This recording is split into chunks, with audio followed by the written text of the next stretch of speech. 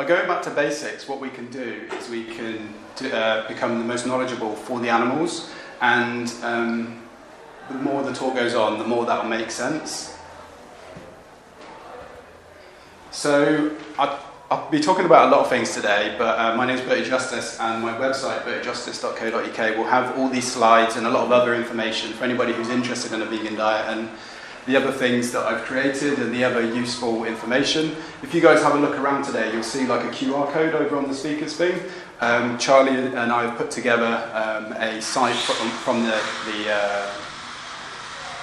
fair today, and there's lots of other useful links. So this is Sam. Sam is a pig that I met at a sanctuary.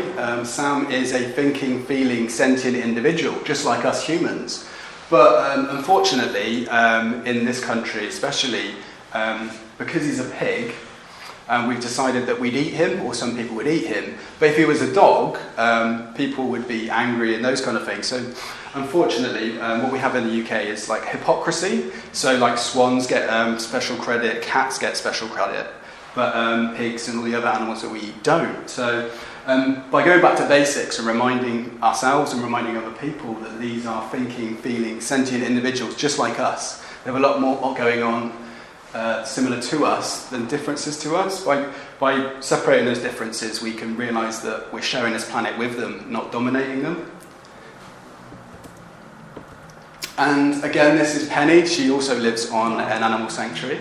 I heard somebody say, that's... Berty, say again? The girl, I know the lady. Oh, awesome. That's from Starfield, isn't it? It is from Starfield, yeah. So Penny's one of the residents at Starfield, and Terry's been there to visit as well. Yeah, I've been there a few times. Yeah, and it's just really nice when you see, there's a lot of negativity in the world, there's a lot of negative things going on, but it's really nice when you see people making an effort for animals. So realising that Penny had trouble with her legs, so they've gone to that extra effort to support Penny. So over the years, I've made lots of different things to try and promote veganism. I made lots of videos to either entertain people or to make them go vegan. I've created a radio show. I've created lots of different bits of art. So if anybody's interested in that, please check it out. Also, what I've done is I've created I call this site, Can I Milk That Dog? And what it is a site where a lot of common questions that get put to vegans there's like a loop of questions that get asked, and so this site has like a breakdown, my quick answers to it. So if you sometimes maybe you struggle with like thinking about Inuits or lions or those kind of things, you can quickly just go to the site, you can put it on your phone very easily, or if you want to pass it on to somebody who's got lots of questions about nature or the circle of life and all the other baseless arguments that get presented to veganism, it's there for everyone for free. And I wish I had this list of films. So on my site I've created a list of vegan films I think everybody should watch. I wish I had this 15 years ago. We have amazing things at our fingertips now. So there's about, I think there's about 10 or 12 of the many vegan documentaries out there. So please go check them out. And also, has anybody seen Carnage? Yes. Yeah?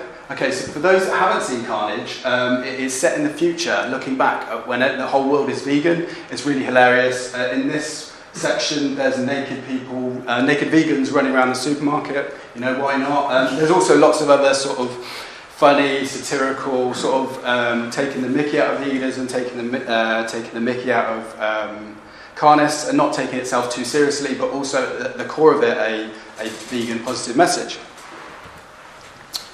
So I've given lots of these talks in the past, and they're all available to you if you want on YouTube. But from this talk today, is there anything that you guys have seen from the title or you're interested today? Is there anything you'd like to take from the talk today? Any questions that might have come up before? Or what were the reasons you guys picked this talk today? So something you said already, like the quick fire answers to the questions that I get asked. Yeah. That'd be so cool. Yeah. So basically, part of this, we can literally just go through them, and there's enough of you. We could even do like group work if we have time for it as well. How to become a better activist as well. Say again? How to become a better activist. Yeah. Okay. That sounds good. I can include that as well. Anything else? I think the quick fire one's really good because sometimes you can't I would think on you can't think on the spot because there's so like sometimes they go to group and force it on you, and you get stressed and you think, like, I'm usually very good at arguing my point, but when there's lots of usually men coming at me, it can get quite aggressive. And so I just want to. A common thing that comes up on Discord is like kids go, oh, crop deaths. To say, so on that site, it's not there because I've only picked 6 of them, but there is crop deaths. There is not every argument, but there's like 30 or 40 arguments that get presented, and it does get a bit intimidating when there's more than one person, and it's not a two-way street. It's usually you're a vegan, you're not 100% vegan, you've still got some leather shoes, or whatever the little thing that's going on turns into this massive thing. But then the reality is, what I like to do is turn it, if people are asking you questions, you can turn it on them and you'd be like, the animals that you eat, what age are they? And then they go, I don't know. And it's like, well, the reality is that the majority of animals in the UK are babies. Do you know what I mean? So it's kind of like informing them at the same time as returning their questions. But yeah, I can part of the talk is going through the questions, And there might be some more that you might come up as we're going through. So game changers, carnage. So just as a check in the room, I'm interested in your current lifestyle. So if you are a vegetarian, could you raise your hand? If you are a vegan, could you raise your hand? Cool. And if you're a meat eater, could you raise your hand? Okay, cool. So I'm not here to point fingers at anyone. And for me, wherever you currently are, is the current position you are. You know what I mean? It's not. I'm not here to be the vegan police. Not yet. I'm not here to be the vegan police. But the more we go on, it'll make sense. So this is an interesting one. How many of you guys have read the original philosophy of the Vegan Society? So if you could raise your hand. Okay, so it's on the wall. Part of it's on the wall behind me, and lots of other useful links. I personally return to this regularly because, like you guys were saying about the arguments, you're not 100% vegan. Well, if you look at the philosophy, and I'll read it to you guys now, it goes like this. Veganism is a philosophy and way of living which seeks to exclude, as far as is possible and practicable, all forms of exploitation of and cruelty to animals for food, clothing, or any other purpose, and by extension promotes the development and use of animal-free alternatives for the benefit of humans, animals, and the environment. In dietary terms, it denotes the practice of dispensing with all products derived wholly or partly from animals. So that is the best philosophy I've ever seen in my life so far. I'm welcome to other philosophies that can be presented, but to me, this is like the top tier one. And when you're discussing about veganism, 2 really, really good, useful words are possible and practicable. So possible, is it possible to be 100% vegan in the UK in 2022? No, it's not. It's not. You can't be 100% vegan. That's not what veganism is. Veganism, the philosophy says, doing your best, realising that we live in a non-vegan world, realising that the glass over there might have animal products in, and not allowing that to stop you carrying on with your vegan journey, going, that's a part of the non-vegan world we live in. And when people start to treat dogs, cats, pigs and swans the same, then we can start talking about glass and all the other little minute things, but focus on, does that make sense? Yeah. Cool. Sometimes I feel like I talk a lot and I don't want to just sort of like lecture you, if that makes sense. But yeah, so when you're getting into those discussions, there might be 7 people and they're like, you're not 100% vegan. It's like, well, it's not practicable and it's not possible for me to be 100%, you know what I mean? And also you don't owe them anything. If they're getting aggressive and they're being like intimidating, you don't owe them anything. You don't have to sit there and take it, you know what I mean? You're like, it is good to defend veganism, but not at the, do you know what I mean? Does that make sense? Yeah. Cool. And also, I'm quite confrontational with people, and I'm not saying anybody should be the same as me. I do what I do, and I find that it works. Part of what this talk is about is you guys finding what works for you and what fits in with your lives, you know what I mean? You don't have to be confrontational. You could be a blogger, you know, you don't have to have a face at all, or whatever you choose to do. If you want to be a writer, create a book and then change the name on it so that it's anonymous, you know what I mean? There's loads of, and I'll get to it, there's loads of avenues that everyone can take. So, people say that I'm passionate, and I am passionate, and but I haven't always been this passionate about veganism. About 15 years ago, I was eating lots of dead animals and animal products and really enjoying it, and I knew all the facts. The craziness of it all is that I knew all the facts about veganism from a young age. And my oldest friend is a vegetarian, he's never eaten meat, so when people say to me, where do you get your protein from? I'm like, well, my mate's never eaten meat, so the protein argument isn't a thing. And then also on top of that, 65% of the world is lactose intolerant, which means they can't digest dairy. So again, you don't need to have dairy in your... Do you know what I mean? The reality is that the arguments, the facts are in the vegans' favour. Just the rest of the world just needs to catch up, basically. But so there I was, eating lots of meat, and then somebody sold me this book, and it started making me think about what I was doing. And it started looking at the cruelty of killing animals. It looked at the health. What was I doing to my health by eating all these animal products? The uneconomical use of using animals for food. So this is what the majority of animals in the UK are factory farmed, and they are fed on feed that is grown. That feed also uses water. That feed is then fed to the animals. They're pumped full of steroids and hormones and all sorts of other stuff that you don't want to put in your body.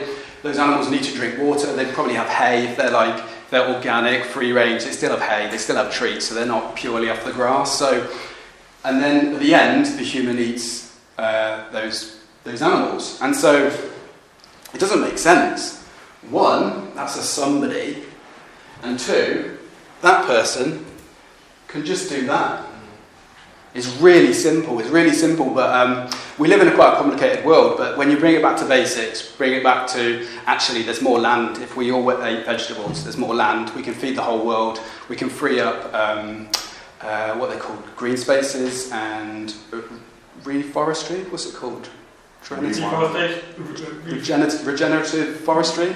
All sorts of really positive things that just come from us just not eating animals. And so I realised, I sat down one day and I realised that killing animals, because I used to kill animals, makes me feel uncomfortable. Watching people kill animals makes me feel uncomfortable. The idea of somebody eating a dead animal makes me feel uncomfortable. I can't do this anymore. I don't want to do this anymore. And I thought, it's an uneconomical use of resources. So I was like, right, I'm addicted to meat, so how do I get out of this? Okay, so I'm gonna become a pescatarian to start off with. And then my friend pointed out that fish are animals too, and I was like, right, yeah, I can't be a hypocrite, I've got to just take out all animals.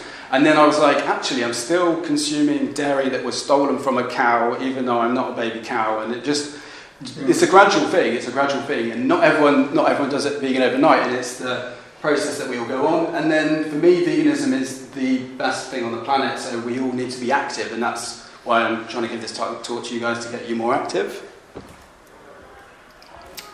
So I did a project about the majority. So when talking about animals, the majority of land animals in the UK are factory farmed, and the majority of those are chickens. So chickens are the most killed land animal in the UK. The majority of animals on the planet that are killed are fish, and they're killed in their trillions, and land animals are killed in their billions. And unfortunately, this is quite sad, the majority of animals in the UK, land animals that is, the majority of land animals in the UK are put into gas chambers. So when people say, I'm going to have my humane, local, grass-fed, organic meat, it's probably gone through a gas chamber as well. It's really sad, but it's the reality. It's the reality of when you're having those conversations, and I'll tell people that they're eating gas-chambered animals because I want them to be informed, and I want them to not eat those products. Oh yeah, so on my website, the other majority part of it has about crop deaths. It has about all sorts of other sort of the majorities, kind of like useful answers for people with pictures behind as well. Some of them are quite graphic, but the reality is what we do to animals is graphic. So yeah, just as a caution, some of you might not want to see it, but yeah. When we see the graphic stuff, I see that it's horrible, but it's necessary because we get informed about the reality, and then we can work with the reality. But I understand that everyone's at their own point. So what I found over the years is that people turned into nutritionists. When I started not eating meat or not eating animal products, they all started wondering about my health and not really looking at their own, but I'll get to that. They started saying, where'd you get your B12 from? Where'd you get your iron from? Where'd you get your vitamin 123Z underscore dosh .co.uk? And I'm like, oh, actually, I don't know. I don't know where I get them from. And then I was like, can you be healthy as a vegan? I wonder. And so I felt healthy, and I had lots of blood tests, and I was healthy from what the doctor said. But I like to be informed, so what I started looking at is lots of health bodies in the world, so the British Dietetics Association, the NHS, the American Dietetics Association, the Academy of Nutrition and Dietetics, and lots of others that are on the 100vegan.com site. All these big science bodies say that you can be a healthy vegan at every stage of life. So the questions about health, can you be healthy? Well, you can. These people, the vegans who are living are proof. The vegetarian that I know who's still living and works outside and does manual labour, he still lives without ever eating meat. So there's quite a few pages in it because it's obviously the papers that they've said, but for me it's interesting and good to learn about, and also when you're having those discussions you can share it with people when they're talking about nutrition. And also I then also ask people about it's cool, you can be interested about my B12, but what are you eating? If you're eating hormones from animals, if you're eating steroids, if you're eating gas-chambered animals, why are you not concerned about what you're eating? And where did it come from? You know, how was that fish killed? It obviously was it humanely suffocated? That doesn't exist. Humane and slaughter are like, it's an oxymoron. They don't go together. It's the complete opposite. So there's many forms of activism in the world, and so basically it's about finding what works for you. So, and also you find what works for you, and then you find what's most effective. So I've found that the VR headsets, giving these talks and making videos are things that I can kind of easily do. I do get stressed before these talks, during these talks, and after these talks. But what I've realised, and I kind of will talk about it later, is that I just realised that the animals are more important. The animal suffering is more important than me being a little bit nervous. And the more you do things, the easier they become. So, can anybody think of those on the board? And have you tried any of them already? Leafleting. You've done leafleting. Has anyone else tried any of these? I've got a t-shirt. Say again? T-shirt. T-shirt, yeah. There we go, t-shirt. We've got lots of lovely t-shirts. Yeah. Sharing videos now. Say again? Conversation. Conversations, what, like people you've met and stuff? Yeah, and sharing videos and stuff. Yeah. Petitions. Yeah. Any on there that you haven't tried? And is there anything that's stopping you doing them? Street outreach. Street outreach. Okay, so let's get to it. What's it about street outreach then? Because I don't have enough information. I can't keep enough information in my brain to be able to have a proper conversation to argue my case. Yeah. That's why. Yeah. So is it like a little bit of confidence? So not just confidence. I just don't have the information. I have the ability to do that. Yeah. I'd love to, but I don't. Okay, so with doing stalls and stuff, what you can usually do is you find somebody who has been doing it a little bit longer, and so what I've said to other people in the past is you come along and just listen. Do you know what I mean? While people are handing out leaflets, while they're having these conversations that go around in circles that I'll talk into in a bit, you can over-listen. And also the YouTubers like Earthling Ed and Joey Carbstrong, Yeah, watch those. Yeah. And maybe my can I milk that dog, that might come in useful to you as well, because it's like while you're having the conversations, you just pull up. Oh, just 1 second. I don't have that sort of fun. Okay, no, fair enough. I used to do the cube, so I used to be, part of the cube. Yeah. Listen to the outreachers. You did, yeah. So so you've already... things. Yeah, no, I get it. And like I tried to emphasise, we're all at our own stages, you know what I mean? And it's kind of like, maybe it's then, if you're not feeling too confident or you're worried about what you're thinking, just try something else, you know what I mean? Create a blog or... Do you know what I mean? Like, do something that's a little bit less stressful for you. Yeah.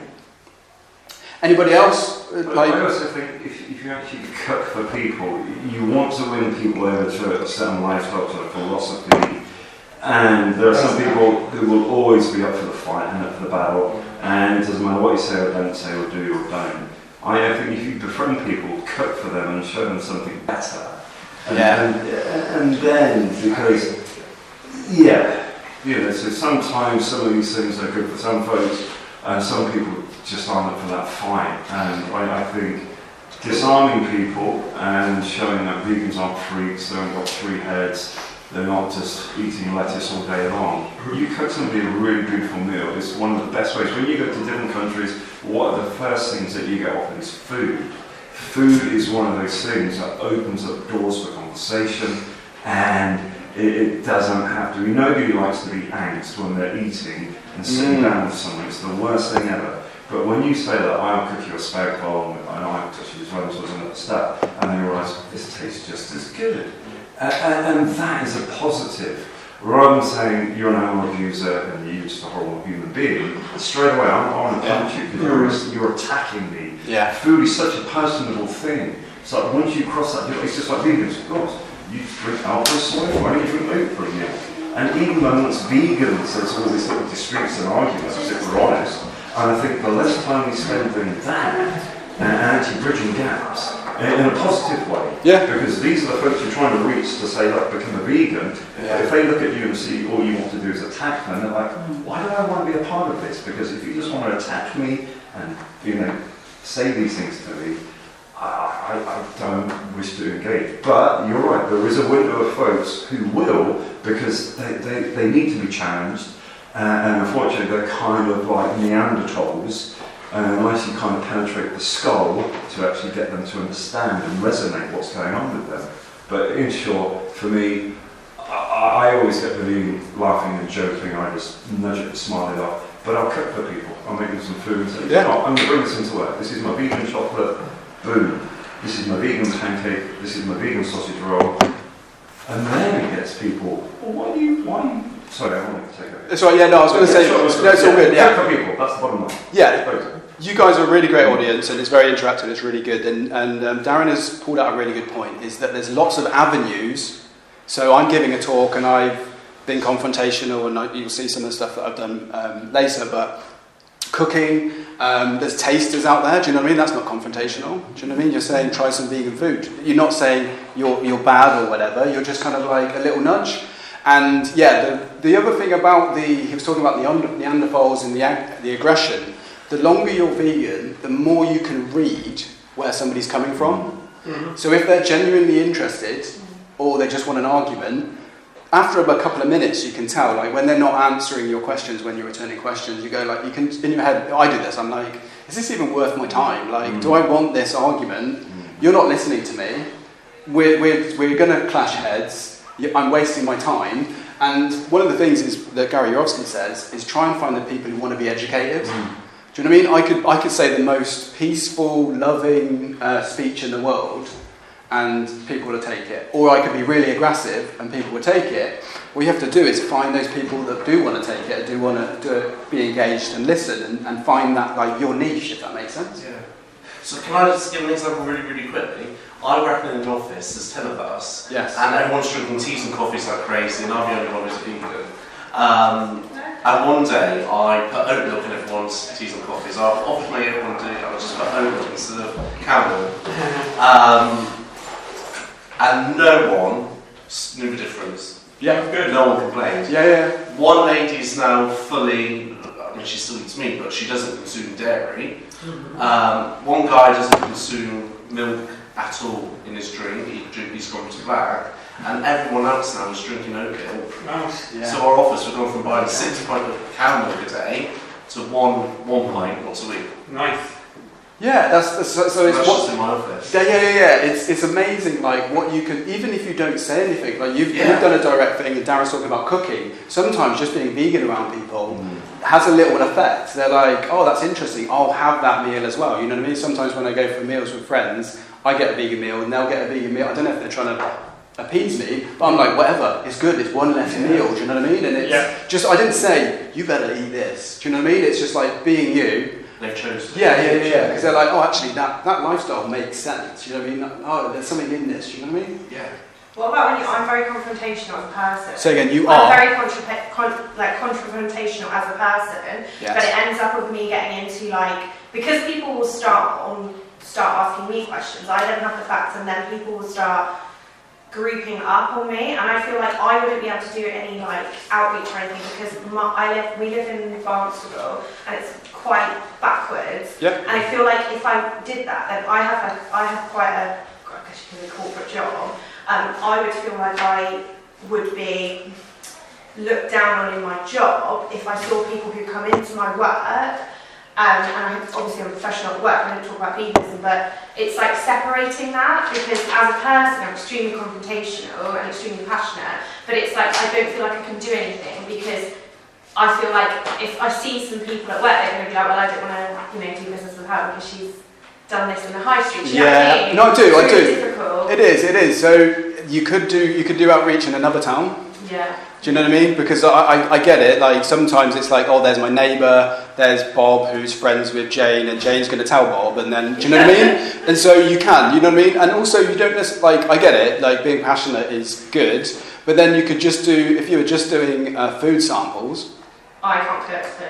So okay, so like actually get if you go and have a look at the food samples they've got today as examples, they've got Clyde's pies, they've got some you've got like violite and stuff. Yeah, and you just you put it out, and you're not arguing with people, you're giving them a little nudge. But I do get it. If you're in a small town, then maybe try it in another town, or meet up with another group. Yeah. You've got to do like vegan activism online on Discord. Yes. Yeah, like debating and stuff. Yeah, and so that is a battleground for confrontational battling. I don't know if you've seen the online. Yeah. And so if that's something that like is in you and you're happy to do, and you can be happy. It's just having that big crowd, because you will argue a point. You're like, I am getting my point across, and I am correct. Yeah. But then there's like a group that will form. Yeah. So what? Even at work. Yeah, so what you do is you go like, okay, so what's happening? Oh, I'm being teamed up on here. I've had it before. I've had like 10 people I've had like 6 people try and ask me questions, 10 people having a go at me at the same time in an office while you're trying to work. Do you know what I mean? And you're not actually the one who started it. They've started picking at you, if that makes sense. Yeah. And then ultimately, interestingly, there's veganism in the workplace. So you just like start putting it on your second screen or whatever. These are my rights as a human. Do you know what I mean? Veganism has now got the same rights as a religion. It's a philosophy, but it's got that set. Do you know what I mean? And there is actually like, because you're not there as a vegan. You're like, I'm doing this passionate. It's like somebody having a go at you for not being racist. It's like, that's the reality is that like there's this oppressed group, which is the animals. We're saying that's wrong. And then other people are like mocking it. It's like, this is weird. So yeah, the reality is that the law is on your side, but I also get it. It's not as easy as that because workplaces are more fluid. They're not just like black and white or like right and wrong. You know what I mean? And you want to maintain the relationships, but you can also like just mention it to your boss and be like, you know what? We had 20 minutes of them nagging me about the fact that I wasn't vegan from birth. Do you know what I mean? Something like that's like actually out of your hands. Does that make sense? It's mainly your workplace. Mine is not too bad. Yeah, I work in the factory, so. Yeah, I work in the factory too as well. Yeah. So, but yeah, I mean, I just deal with it day in day out, and I take on my own food, and that's what worked really well. You get questioned. You get questioned like. Yeah. But with those questions, it plants a seed in them. So a lot of people, like I was lucky growing up, I knew a lot of vegans and vegetarians. But you might be the first vegan they've ever met. They've heard about this lifestyle that's appeared in the last, because of social media, because it's booming, because it makes sense not to hurt animals. And then then you're the first vegan they've ever met. With leafleting, I used to be really nervous about doing it. I used to like overthink when I was handing out leaflets. I was like, I can't do this. What if people are going to think of me? What if I get into an argument? And then I just started handing out leaflets. And then people were either like saying thank you or I don't want it. But then what was happening is more people were like, oh, that's really interesting. So for you, if you've got a load of leaflets from Animal Aid or the Vegan Society, or grab some from today, and you just go out in Barnstable, just hand them out. You know what I mean? It's not as... or another village or another town close to you, do you know what I mean? Then you're still doing outreach and finding what works for you. Like I mentioned, I get nervous during, before and after talks, but what I find, what inspires me is that after the talks people are like, oh, I never realised that about the dairy industry, I'm just going to not drink dairy. So for me it's like, wow, all I do is say words, I say the reality, people listen, and then people stop eating dairy. It's like, wow, okay, I'll put up with being a little bit nervous while giving a talk. And then what we did, this is extra uni, so Animal Rebellion, and it's Animal Rebellion and Plant Based Uni who have stalls here. So these guys dropped the banner. This girl recorded it live to social media. I took photos that can be reused afterwards, and then we had people handing out leaflets. So it's kind of like finding a role for everyone. Not everyone wants to drop the banner. not everyone wants to take photos, finding what is like your skills. And like I said about VR, so this guy was in Exeter, he was a meat eater, he wore them, he wore the VR headset, saw what was happening to animals in like 3D and took them off. He didn't argue, because there's not an argument. Once you see it in 3D, you can't go like, oh, it's not that bad. It's like, well, no, it is. You know what I mean? They were living and now they're dead, and even maybe even worse. But he was intelligent, so he was a chef, and he was like, we were talking openly, and I was like, so, you know, what are the things blocking you from being vegetarian? He's like, well, nothing really, maybe some recipes. So we talked about what he could cook, and the rest of the other like things that were available at the restaurant he was at. And then, like what you guys were saying is that it's not just one question. It's food chains, it's estrogen, it's nature though, it's lions though, it's soya. So you've pointed out that the food chain is a supermarket, and you don't, you know what I mean? We all shop in a supermarket, not a food chain. The food chain is a myth that's created. And when they talk about estrogen in soy, it's like, well, yeah, you're going to give up dairy then, because there's more estrogen and other estrogens in dairy. And they're like, oh yeah. And then nature though, well, nature's really savage. We shouldn't copy everything in nature. We should copy the herbivores in nature. Eat it raw. Say again? You have to eat it raw. Yeah, eat it raw, don't cook, and all sorts of other realities that come up. And then soya farming is destroying the planet. No, technically humans are destroying the planet, and the majority of soy is fed to the cows. And then also the oceans are being destroyed by fishing, not by vegan fishermen, because they don't exist. Desert island. Desert island? Yeah, so it's like, well, really simple. Are we on a desert island? No. Yeah. Okay, let's talk about something else then. Oh, did you get planted on the desert island? Yeah. Well, if there's me and a pig, what's the pig eating? Because I'll share. What you do in the city with lots of vegan options. Yeah, exactly. Yeah, it's like usually you're having these conversations 5 miles from a shop. You know what I mean? It's a strange thing, but with it all. So, like I said, the website of mine is Can I Milk That Dog? With those conversations that people bring up, you know, whether they're talking about the food chain, you're like, the good one, an interesting one is the circle of life. Has anyone heard that one before? Yeah. So do you know what a circle of life is? It's a line from a movie that was made by Disney. Yeah. I'm going to live my life by Disney. That's really grown up of you. That's really smart. You've made it all this way through life, but now you're turning to Disney to the way you want to live. But it's not the circle of life. It's actually the circle of death.